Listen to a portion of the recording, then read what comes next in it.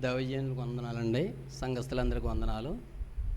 నా సాక్ష్యం అంటే 2023లో చెప్పాలి, నా ధైర్యం సరిపోక నేను చెప్పలేకపోయాను. ఈ దానియేలు ప్రార్థనలో కంపల్సరీ సాక్ష్యం చెప్పాలి అని నేను ఫస్ట్ నుంచి అలాగే ఈ దానియేలు ప్రార్థన రావడం జరిగిందండి. దేవుడు ఎంతగానో నన్ను బలపరిచి ఎంతగా నిలబెట్టి ఈ సాక్ష్యం చెప్పడానికి చూపిన విధానాన్ని బట్టి దేవునికి లెక్కలేని స్తుతులు స్తోత్రాలు.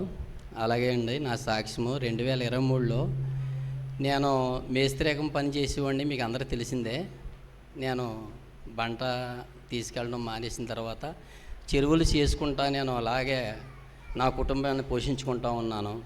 పోషించుకుంటూ ఉండగా 2023లో నేను చెరువు 4 ఎకరాల చెరువు చేస్తుండగా నాకు అనుకోని రీతిలో చెరువు ఒకసారి 3 రోజుల తర్వాత పట్టుకోవాల్సిన చెరువు 3 రోజుల ముందు చచ్చిపోయిందండి. 5 టన్నుల చేప చచ్చిపోయింది. ఎలాగంటే నవంబర్ 9వ తారీఖున తెల్లవారుజామున చచ్చిపోయింది. నవంబర్ 8వ తారీఖున ఎంత పెద్దగా వర్షం వచ్చింది.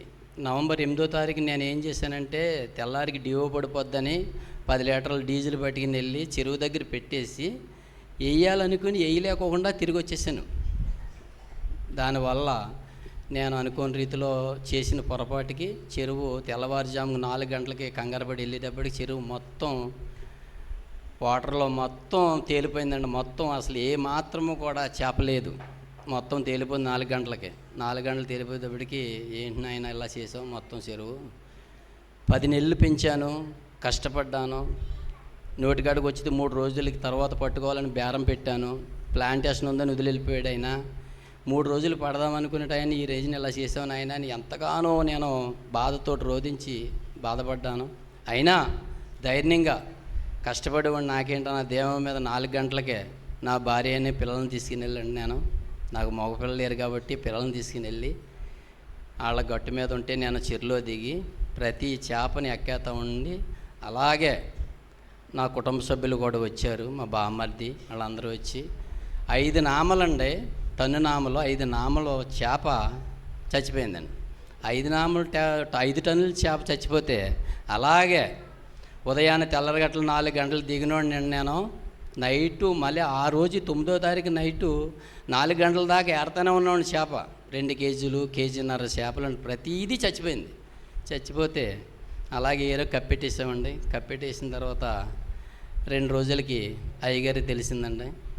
సిఆర్ గారు చెరువుగాడికి వచ్చారు, ప్రార్థన చేశారు. అయ్యో ఇలాగైపోయింది ఏంటండి, మొత్తం అదంతా కూడా ఫ్యాక్టరీ నీరు ఉంటుంది చూసారా, అలాగే వచ్చేసిందండి మొత్తం చెరువు అంతాను. అయ్యగారు చూశారు, ఏం దిగులు పడకండి, మీకు డబల్ ఆశీర్వాదం ఇస్తాడు దేవుడు కంపల్సరీ అని ఆయన చెరువుకాడ కన్నీటితో ప్రార్థన చేశారండి. ఆయన ప్రార్థన నేను ప్రార్థనలో ఉండి ఆయన చేసిన ప్రార్థనకి నేను బలపడ్డానండి. ధైర్యం తెచ్చుకున్నాను. ధైర్యం తెచ్చుకుని 6 నెలలకే చెరువు పట్టాలండి అది నేను అసలే. కానీ 6 నెలలకు పట్టుకోకుండా సంవత్సరం అంతా ఎందుకు మేపానంటే మధ్యలోనండి నేను తెల్లవారుజామున 4 గంటలకు వెళ్ళేటవి నామలోను మేత ఉండిపోతే ఆ మేత తీయటానికి నామ దిగేటప్పుడు నామ మీద పడిపోయానండి. నామ మీద కాలు జారిపోయింది. కాలు జారిపోతే అడ్డంగా పడిపోయానండి. నేను అందుకని అడ్డంగా పడిపోతే నా ఎముక ఫ్రాక్చర్ అయిందండి. ఎముక ఫ్రాక్చర్ అవుతే 6 నెలలకి పట్టవలసిన చేప సంవత్సరం అంతా మేపి ఇలా చంపేశాను. ఇంత బాధతోటి అయినా చేపను పెంచి 2 రోజులు పడదామనుకున్న టయాన్ని చంపేశాను. చాలా బాధ వచ్చిందండి నాకు. తర్వాత అలాగే ఉన్న తర్వాత నా దగ్గర అయితే సొమ్ములు ఏమీ లేవండి. చేపల చెరువుకి 10 లక్షలు పెట్టుబడి పెట్టాను నేను. 10 లక్షలు పెట్టుబడి పెట్టింది నా చేతికి ఏమీ రాలేదు. ఏమీ రాకపోతే దాంట్లో 3 లక్షలు రేపిల్లు వేసానండి. 130, 140 కౌంట్లో ఉందండి. 3 లక్షలు కూడా ఈ చేపలతోటి పరంగా రేయిలు కూడా చచ్చిపోయినాయి. చచ్చిపోతే అలాగే దేవి కప్పెట్టేసాడు మొత్తం మీద. కప్పెట్టేసిన తర్వాత నా స్థితి ఎలా ఉందంటే అండి, 10 లక్షల రూపాయలు పెట్టుబడి పెట్టాను కదండి, ఏమి ఎవరి దగ్గరికి వెళ్ళి నేను అప్పు అడగలేనండి. నాకు ఎవరో కూడా ఇవ్వరు. ఎందుకంటే నేను ఎప్పుడూ కూడా అయ్యగాని ప్రార్థన చేయమన్నప్పుడు ఎప్పుడూ కూడా ఆరోగ్యపూర్వకంగానే చేయమని, కానీ ఆర్థికపూర్వకంగా కూడా నేను ఎప్పుడు చేయమన్నది. అయ్యగాని 17 సంవత్సరాలు 16 సంవత్సరాలు పెళ్ళి అయిన తర్వాత అలాగని నేను ఎవరి దగ్గర కూడా అప్పు తీసుకుంటాం కూడా నాకు తెలియదండి. అయితే ఇలాంటి పరిస్థితిలో ఉన్నాను. ఇలాంటి పరిస్థితిలో ఉంటే నేను ఇవ్వటమే తప్ప నేను తీసుకున్నా, నేను ఎవరినైనా అడిగినా వాళ్ళు నీకేంటి, నీకు డబ్బులా, ఏళ్ళకొలంగా అడుగుతున్నావు, ఇదేంటి నువ్వు అడుగుతావేంటి అన్న ఉద్దేశంలోనే ఉండేవారు తప్ప బాధతో అడుగుతున్నాడేమో, ఇబ్బందితో అడుగుతున్నాడేమో ఎవరో కూడా నాకు ఇవ్వలేదండి. అలాగే ఉండిపోయాను. చెరువులు లీజులు కట్టేశానండి. చెరువులు లీజులు కట్టేస్తే మొత్తం మీద అలాగే 3 నెలలు ఉండిపోయానండి. చెరువు అలా ఉండిచేసి వదిలేసి నా పరిస్థితి ఎలా ఉందంటే అండి, ఏమీ అప్పు ఎవరి దగ్గర తీసుకోలేను, దాంట్లో రేపిల్ల వేయలేను, లాభం పొందలేని స్థితిలో ఉన్నాను నేను. లాభం పొందే స్థితిలో ఉండగా మా మామయ్య గారు ఫోన్ చేసిండి, అలాగే ఉన్నారేంటండి, అలా ఉండితే ఎలా కుడుతుంది, నేను 2 లక్షలు సీడ్ అట్టుకొచ్చి ఇస్తానండి, మీరు నీళ్లు పెట్టుకోండి అని చెప్పాడండి ఆయన. హల్లెలూయా. అయితే 2 లక్షలు సీడ్ ఇస్తా అన్నారు కదా, అయితే నీళ్లు పెట్టానండి. నీళ్లు పెట్టిన తర్వాత బోనస్ తోటి 3 లక్షలు సీడ్ ఇచ్చాడండి ఆయన. సీడ్ ఇచ్చారే కానీ దాని డీజిల్ డైలీ 6 సెట్లు 7 సెట్లు ఆటో సెట్లు నడపాలండి.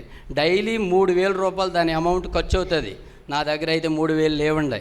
ఆయన అయితే రేపెళ్ళి ఇచ్చేసి వెళ్ళిపోయాడు తప్ప నా దగ్గర డైలీ 3,000 రూపాయలు ఇచ్చి డీజిల్ తిప్పడానికి అయితే నా దగ్గర డబ్బులు లేవు. పరిస్థితి ఎలా పడితే అలా ఉందండి నా పరిస్థితి.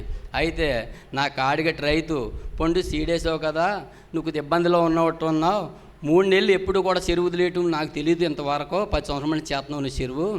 అలాగైతే నీకు నేను 1,00,000 రూపాయలు ఇస్తాను, 1,00,000 రూపాయలు ఎట్టి నువ్వు డీజిల్ తెచ్చి మెయింటెనెన్స్ చేసుకోపోండి అని ఆయన, నేను అడగకోకుండా ఆయన డబ్బులు 1,00,000 రూపాయలు నా చేతికి ఇచ్చాయండి ఆయన. దేవుని స్తోత్రం హల్లెలూయా. దేవుని చేసిన కార్యాలండి ఇంత స్పీడ్గా ఉంటాయని ఊహించుకోలేదు నేను. అలాగే అయితే ఆయన 1,00,000 రూపాయలు ఇచ్చాయండి, డీజిల్ తెచ్చుకుంటున్నాను, మెయింటెనెన్స్ చేసుకుంటున్నాను. నా పరిస్థితి అయితే ఎలా ఉందంటే అండి, మేత కూడా తెచ్చుకోలేని పరిస్థితిలో ఉన్నాను.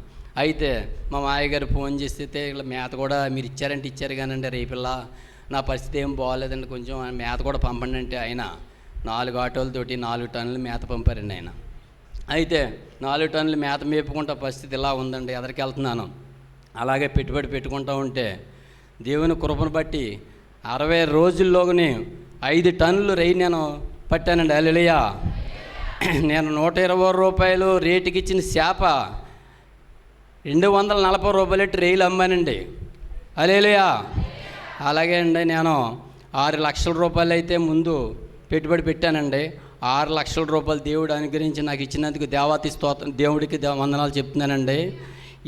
ఈ దానియేలు ప్రార్థనలో ముందు జరిగిన దానియేలు ప్రార్థనలో ప్రార్థన చేసుకున్నానండి. నేను ఎలాగని చేసుకున్నాను, ఆయన ఓ పక్క చూస్తే నాకు ఎముకు ఫ్రాక్చర్ అయింది, ఎట్టి రీతిగా నేను పోషించుకోవాలి, పిల్లల్ని ఎలా చదివించుకోవాలని చాలా బింబలతోటి దానియేలు ప్రార్థనలో ప్రార్థించి ఎంతగానో నేను దేవుడిని అడిగానండి. దేవుడు స్వస్థతనిచ్చి ఈ కార్యక్రమం ఇలా చేసినందుకు దేవాతి దేవునికి వందనాలండి. నాకు ఈ 40 రోజుల్లో 60 రోజులకే 12 లక్షల రూపాయలు అప్పు తీర్చింది.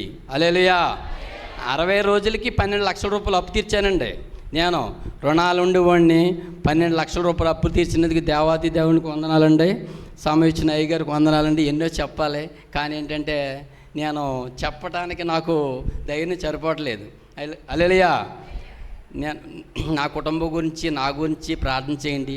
ఈ దానియేలు ప్రార్థనలో నేను ఎంతగానో స్వస్థత పొందాను అండి.